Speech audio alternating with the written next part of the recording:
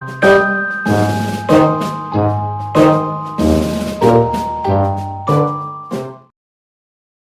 up guys, it's Ati here, back with another video on TechRix, and today in this video I'm going to be reviewing the iPhone X in 2020. Without any kind of further ado, let's get started.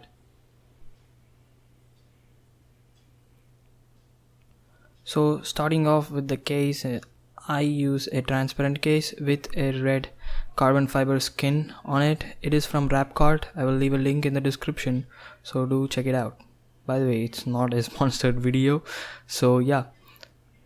I use Face ID, and the lock screen wallpaper says positive vibes only, so I will also leave a link in the description for in case you're interested in checking out the wallpaper. So my home screen wallpaper is pretty minimalistic, and I use WhatsApp basically for my messaging needs. Next up is Twitter. I use Twitter mostly. I mean, if you are a hardcore social media addict or something like that, I would definitely recommend you to get an iPhone, because these types of social media apps works best on an iPhone. I also use Google Photos to back up my photos from Android and PC. So yeah. Next up is Amazon is pretty basic, standard stuff. For my shopping, I use Myntra for buying clothes, shoes, and sports gears and stuff like that. Next up, I use AliExpress. It is the app that I use all the time. I browse through a lot of cases and car magnetic holders and stuff like that. You can get a lot of amazing products in AliExpress. Next up, the most used apps are not here. So this is an car info app, just in case if I want to know who's the owner of some vehicle or something like that. Just kidding, just to check my insurance as well. So yeah, if my insurance gets expired, I can check in that app. Next up is Notes. I mean, it is definitely important to be productive, so I have a lot of things on my notes. So I'm not a productive person, but all I'm trying to say is if you guys are want to improve your productivity, definitely use these apps to note stuff down. Maybe as simple as a grocery list. I mean, comes in very handy. So next up is YouTube. Obviously everybody's having YouTube on their phones. So next up is Gmail, which is pretty standard, I guess.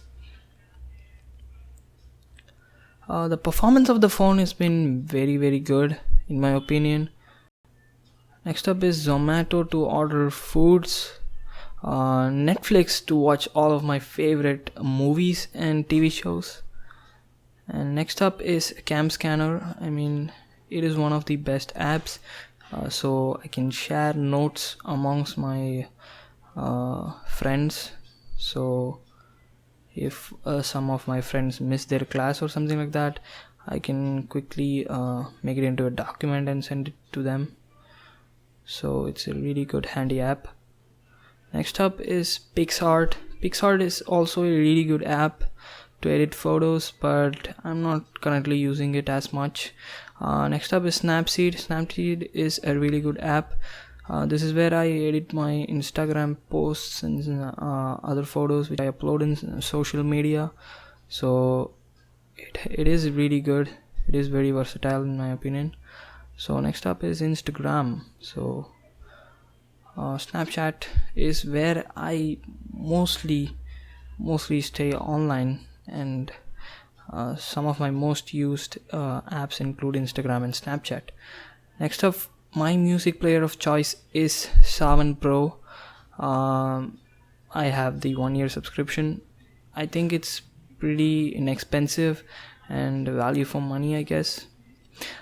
So this is the iPhone X, which is running iOS 13, the latest version of iOS 13. so I've updated it, and it is the 256GB model, and I've used around 116 gigabytes right now. So there are not a lot of apps, but the system itself consumes a lot of storage. I don't know why. So what's my verdict on this phone? Should you buy it in 2020? I would definitely recommend you buying this phone in 2020. It is a smooth phone.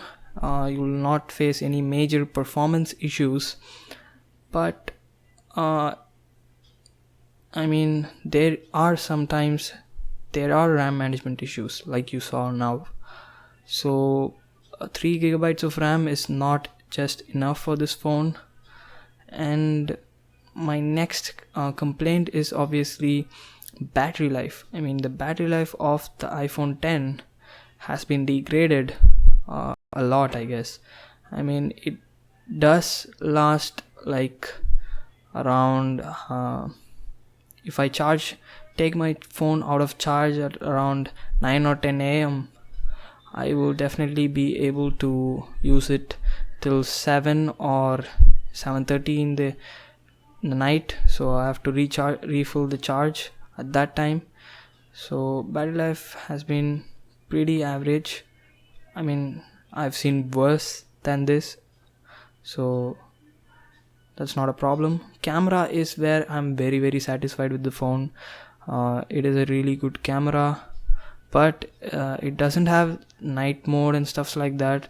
So if you're planning to buy the iPhone 10 in 2020, I would say you will not be disappointed with the camera. Both front and back work really good. They have portrait mode and a lot of other stuff. So yeah, I guess it is overall a snappy phone in my opinion.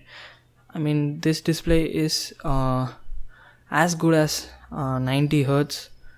I'm really saying it because it has 90 Hz touch sensing, and overall you can go ahead and buy the iPhone 10 if you are able to find a deal which is really good, which is below 30,000 or so. Thank you guys, thank you for watching. I'll catch you guys in the next one. Peace.